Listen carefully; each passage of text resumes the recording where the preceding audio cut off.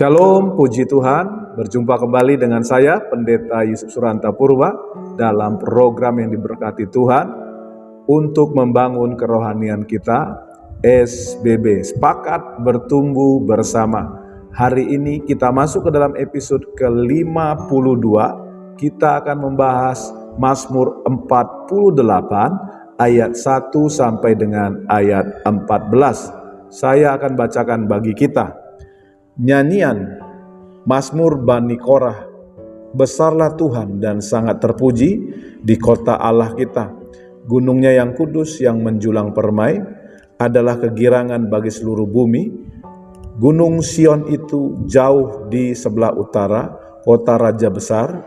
Dalam puri-purinya Allah memperkenalkan dirinya sebagai benteng.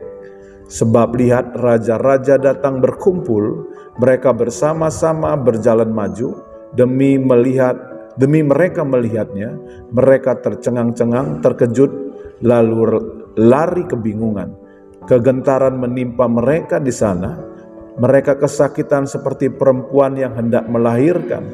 Dengan angin timur engkau memecahkan kapal-kapal Tarsis, seperti yang telah kita dengar, demikianlah juga kita lihat di kota Tuhan semesta alam, di kota Allah kita. Allah menegakkannya untuk selama-lamanya. Kami mengingat, ya Allah, kasih setiamu di dalam bait-Mu. Seperti namamu, ya Allah, demikianlah kemasyuran-Mu sampai ke ujung bumi. Tangan kanan-Mu penuh dengan keadilan.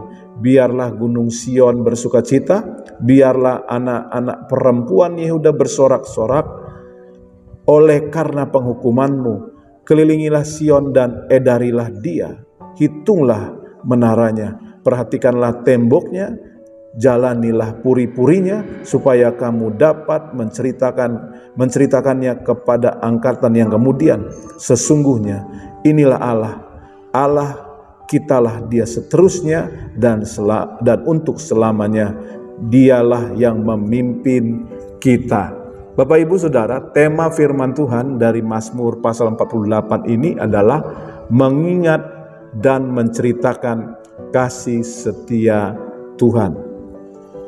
Bapak Ibu Saudara, Mazmur pasal 48 ini adalah puji-pujian dari umat Israel atas Sion yang disebut kota Allah. Di dalam Mazmur 48 ini, ya, Bani Korah menyampaikan, menggambarkan tentang kemuliaan, keselamatan, dan kebanggaan dari Sion. Nah, Mazmur ini biasa dinyanyikan oleh umat Israel menuju Yerusalem. Tentang kemuliaan Sion, Bani Korah memuji Allah karena Sion menjadi mulia. Sebab apa? Sebab ada Tuhan yang besar dan sangat terpuji di dalam kota itu. Ya, kita lihat di dalam ayatnya yang pertama. Ya, Bani Korah juga memuji atas keselamatan yang telah Allah perbuat atas Sion. Kita lihat dalam ayat yang kedua sampai dengan ayatnya yang keenam. Karena Allah menegakkan kota itu sehingga tetap jaya. Dan yang luar biasa di sini dijelaskan bahwa umat Allah bukan hanya mendengar tentang keselamatan dari Allah, tetapi umat Allah juga mengalaminya sendiri, yaitu bagaimana Allah hadir di dalam hidup mereka dan menegakkan umatnya dan kotanya.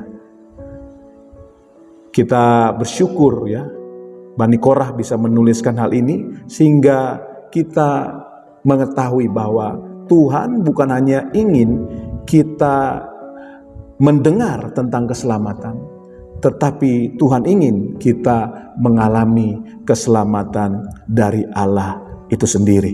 Nah, Bapak Ibu Saudara, sebagai bentuk respon atas karya Tuhan bagi Sion dan umat Allah, Bani Korah mengajak umat yang pertama itu untuk mengingat kasih setia Tuhan. Kasih setia Tuhan yang telah Tuhan tunjukkan yang telah dialami oleh umat sepanjang masa.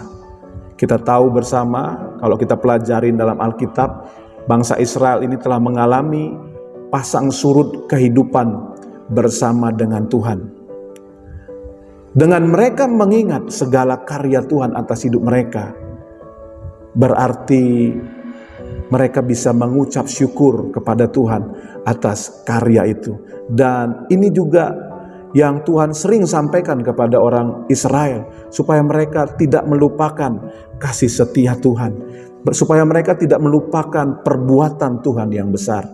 Jadi itu yang pertama, respon atas karya Tuhan, atas Sion dan umat Allah. Yang kedua, responnya adalah Bani Korah mendorong umat Allah, orang-orang Israel, untuk melakukan tindakan nyata. Apa tindakan nyata yang disampaikan oleh Bani Korah? Tindakan nyatanya adalah menceritakan secara pribadi karya Tuhan kepada orang lain. Ya, ini kita lihat di dalam ayatnya yang ke-13. Karena untuk itulah umat Israel ditebus oleh Allah, diselamatkan oleh Allah, dilindungi oleh Allah, supaya mereka bisa memperkenalkan atau memberitakan keselamatan yang dari Allah. Nah, Bapak Ibu Saudara, pelajaran apa yang dapat kita pelajari dari Mazmur pasal 48 ini? Pelajarannya, Bapak Ibu Saudara, adalah kita ini orang yang telah banyak mengalami kasih setia Tuhan. Bahkan saya ingin sampaikan, sangat-sangat banyak yang telah Tuhan perbuat bagi hidup kita. Untuk itu jangan pernah melupakan kasih setia Tuhan. Bentuk kita tidak melupakan kasih setia Tuhan terlihat dari apa? Kita suka memuji, menyembah Tuhan. Kita suka menyanyikan kebaikan Tuhan. Kita suka bersyukur buat kebaikan Tuhan. Kita suka merenungkan kebaikan-kebaikan Tuhan. Bapak Ibu Saudara, kita ini sangat rentan dengan yang namanya lupa. Karena itu Bani Korah hari ini mengingatkan kita untuk kita tidak melupakan kasih setia Tuhan. Saudara yang dikasih Tuhan, ya, jangan pernah lupakan apa yang telah Tuhan perbuat bagi kita. Ketika kita tidak melupakan apa yang Tuhan perbuat bagi kita, kita akan menjadi pribadi yang tahu berterima kasih dan mengucap syukur kepada Tuhan.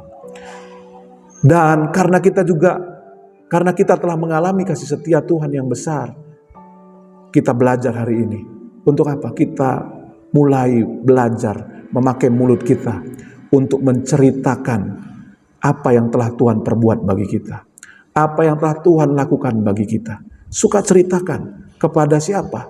Kepada orang-orang yang kita jumpai, supaya mereka juga boleh mengenal kasih setia Tuhan. Dan bukan hanya mengenal kasih setia Tuhan, mereka boleh mengalami kebaikan Tuhan. Sebuah pertanyaan yang perlu kita renungkan bersama.